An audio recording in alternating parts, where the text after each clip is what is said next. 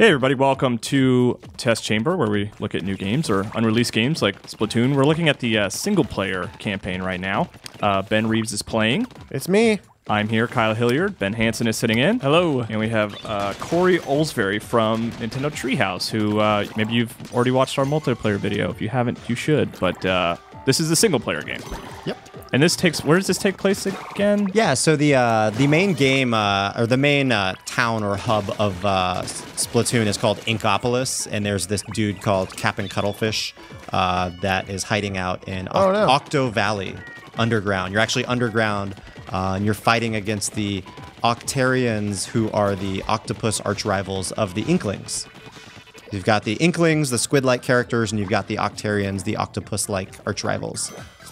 And that's one of them right there, right? That is, he looks like just a floating tentacle, but he is part of the Octarian army. And this isn't. We jumped a little bit ahead in the campaign. I think we were on the third level or something like that. Yeah. Yeah, and each level introduces kind of like almost like a new kind of gameplay gimmick. This one's like introducing you to these ink rails here. Do those rails show up in multiplayer? They do not. Okay, so there's a lot of stuff. Is there a lot of stuff like that that's exclusive to campaign? That's like almost gives it a platformer feel a little bit. It looks like there are. In fact, there's a lot of things. I mean, even the Octarians are kind of exclusive to the single player mode, as well as like these moving platforms. I didn't even notice that. Okay.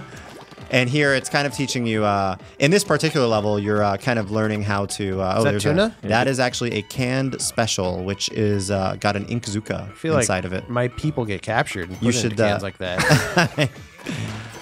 Similar to the multiplayer, if you were to click the right stick here, with your right thumb there, you could use your Inkzuka for ultimate destruction. Cool. I think we fought cool. We saw that a little bit in multiplayer. Making easy work of those poor Octo... That's for putting me into a can. Can't can me. Really good.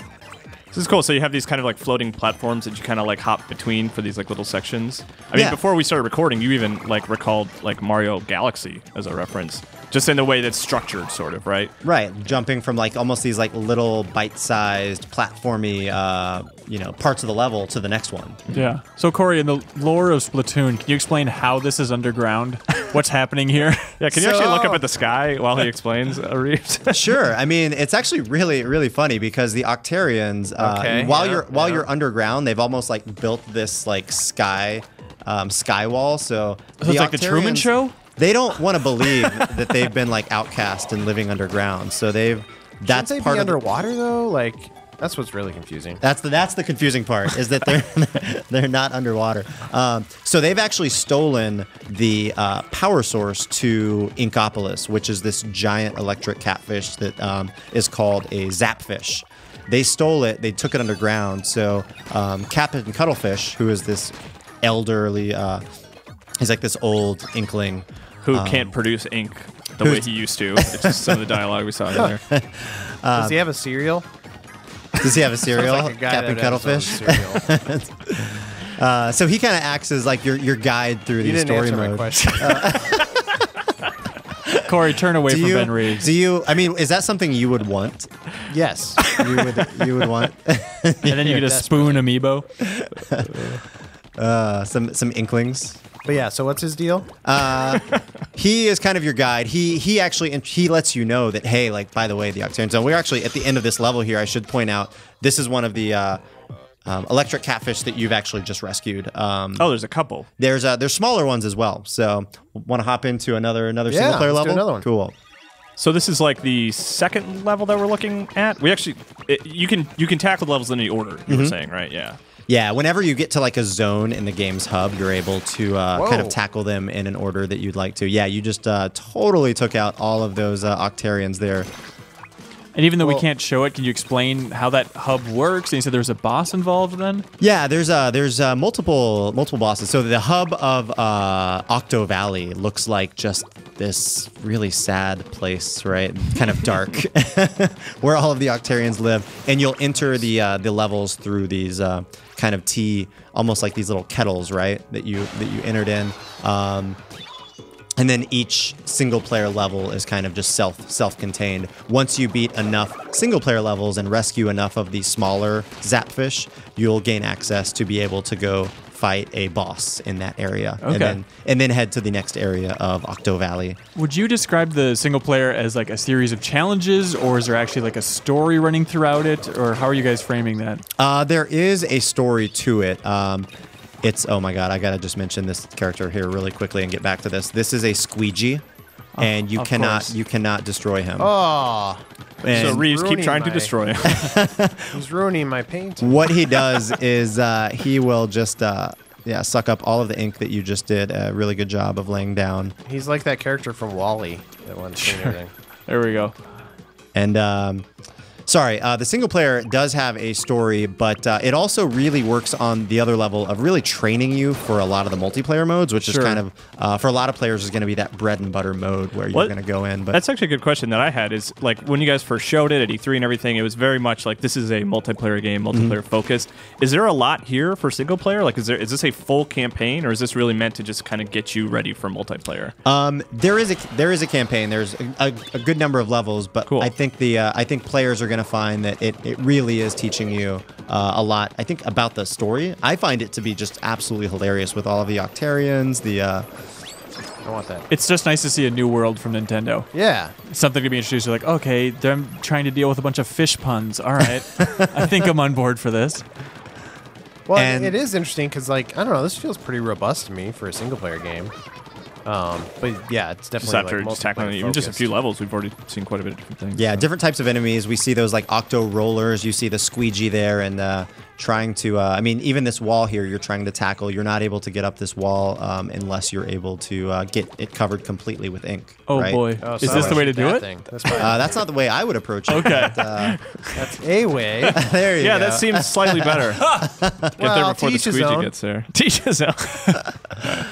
No, but I mean, that's actually one of the great things about single player mode. I mean, we played multiplayer earlier, and if you were to just start out in multiplayer, I mean, this is the case for a lot of games, right? You get into multiplayer, you start getting destroyed by all of the competition in there. This is a great way to kind of get your bearings and really understand how the gameplay of Splatoon works. It's not all about getting headshots. It's about using the ink to overcome the obstacles. In this case, you've got a lot of like there's some puzzle elements. There's obviously a lot of combat and action in the single player, but in many ways, it's also teaching you.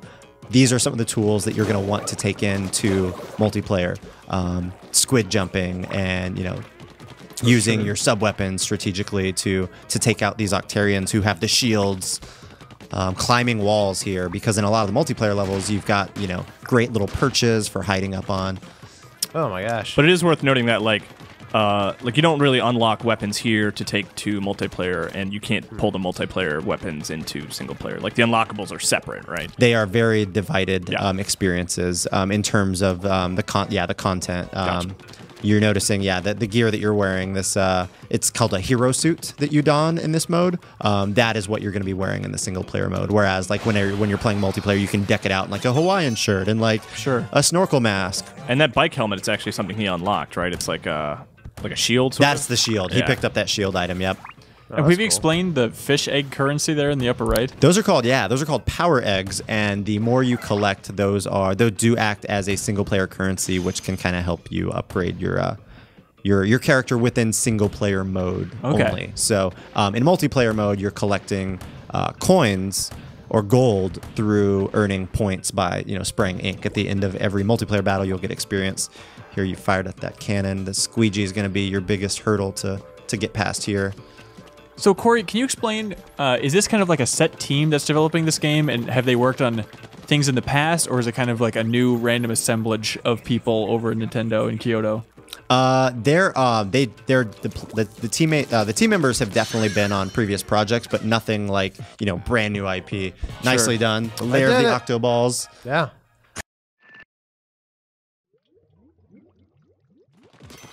All right, we're back. We're checking out another level here. We were talking about the team when we left off a little bit, and it's like you were saying that it's mostly it's not really it's Nintendo veterans working on this game, right? Mostly. But it's not like this is the Nintendo Land team now carried forward into this. Some of them, I believe, did work on some of the original Wii U launch games, including Nintendo Land. But it's a new team that wasn't. It's not all from necessarily the Nintendo Land team.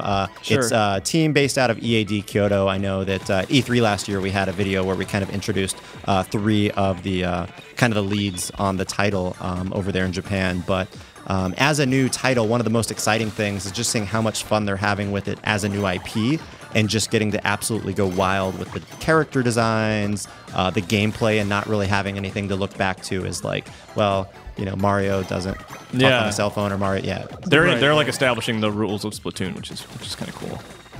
And that would be fun for a totally brand new IP. Yeah, I mean, you've had Codename Steam out this year, and now Splatoon out this year. It's a pretty impressive year for a Nintendo new IP. So, what about the composer? Because this music really stands out. Do you know who's composing this game? I don't know the name of composer. I absolutely agree with you that the music in this game, the simple sound design of like hearing the splats, right, is just really, really satisfying. Right. But it is in our internal team over in EAD Kyoto. Okay. Yeah, I was like, I think with the first single-player trailer and the kind of reveal of the Octarians, that's what they're called, right? Yep. Yeah, that's when the music really stood out to me. Gets really pretty wacky. Yeah. It's weird. It's cool though. Yeah, believe it or not, this is super weird, Corey. I know you're probably pretty numb to Splatoon right now, but this is a weird freaking game.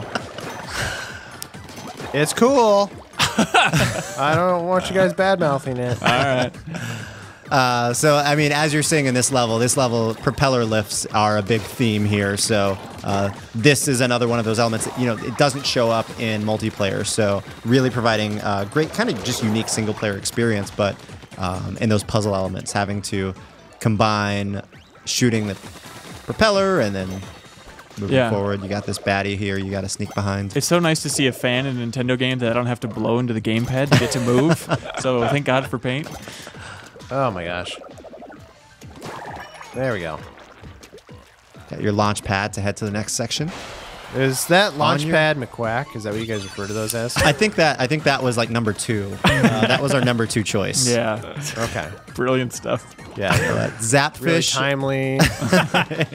Hey, DuckTales is coming back. Oh yeah, that's right. I forgot about that. Can you explain, Corey, like what your office is like, what the treehouse, like how many people are working out of there? Is it literally a treehouse? Yeah, let's get the details here. I mean, I think us the dirt. if I were to tell you, we would have to, God, why are you guys so secretive at this treehouse? Just whisper it to Reeves. He's expendable. And Oh no! What have I done? Speaking of expendable, do you have action figures on your desk? Lots of calamari there. Okay. Old calamari. Did you say old calamari? Lots of squid hats right now. Okay, perfect. Ink everywhere. Oh my God, these guys are these faces of these guys. I mean, do you feel bad shooting them with ink? Because I feel like when I look at a lot of these Octarians, they just really have their faces. Souls. They've just been injured. No, I think their faces are asking to be inked. Actually. Oh, I see. Yeah, did they get into the history of the war between these two species? The cause for all this Octarian violence? Well, we went into it a little bit already because they were forced underground, right? Right, so. But they've been warring forever. Since the beginning of time. There actually is a. This is one of nature's greatest rivalries. Yes. Are squids versus octopus. Mm-hmm. Ah, okay, I see.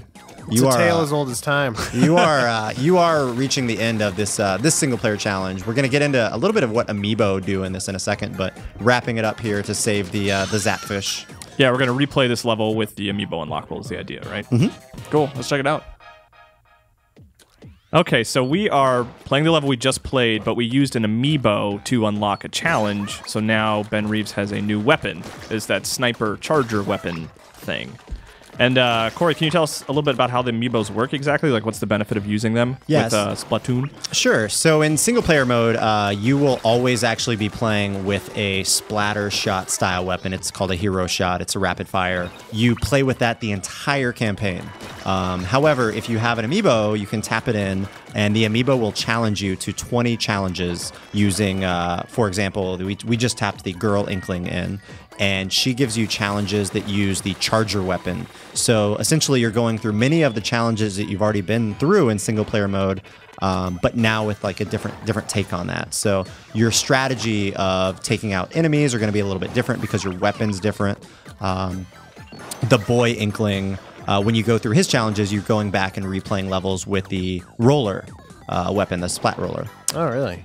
And you mentioned something interesting in that this challenge that we're doing, where we're replaying this level with a new weapon, we can actually, if we complete the challenge, we get 1,000 gold, which we can actually use in multiplayer, you said, right? So that's the one way that you can kind of earn stuff for multiplayer playing single player. Yeah, and that's, I mean, the gold is certainly really cool as well, but on top of that, each Inkling also comes with, if you beat all the challenges, you'll be able to unlock gear for your Inkling. So we showed off the Inkling girl. If you beat her challenges, you're able to unlock this schoolgirl outfit that you can then apply to your Inkling for use in multiplayer battles. And the schoolgirl thing kind of ties into the hub area and the single player, which is kind of like Tokyo. Is that kind of the connection there, or is it just a random connection? Oh, like why are you a schoolgirl? Yes, yeah. It's I think it does fit that way. And actually, Okay. the boy Inkling, if you beat all of his challenges, he unlocks a samurai outfit that you can then use. Okay, of course. And you may have seen in the Nintendo Direct, we also showed off what the Squid Inkling gear looks like. It's almost like this super robotic armor. Looks ridiculous. But then when you get that gear, that exclusive gear that you can only get with Amiibo, you can then go online and play with that. So folks that you see on there with like a samurai outfit or a schoolgirl outfit, you should probably watch out because they've played a lot of single player and they're probably pretty good. Gotcha. Oh, did you guys see that? Are all the challenges like weapon based, or are they like this challenge is beat this level with this weapon, right? So is that how all her challenges work? All the female Squid Amiibo's challenges work? For all of the challenges in particular, not necessarily. Okay. For the female, you're really going to be seeing the charger challenges with her. Yep. Cool. Well, that's a pretty good look at the Amiibo and Splatoon. Right. Yeah. I do have one more question. Corey, have you seen anybody do this well before? I really haven't. I actually, I think I need to get some tips from you if you don't mind me sticking around a little bit later. Yeah. I'll if you pay me. Cool. All right. Well, thanks, Corey, for bringing by Splatoon and showing off the single player and multiplayer modes. And thanks to the Bens for hanging out and playing the game. Our pleasure. Looking forward to it. May 29th. Game looks pretty fun. There we go.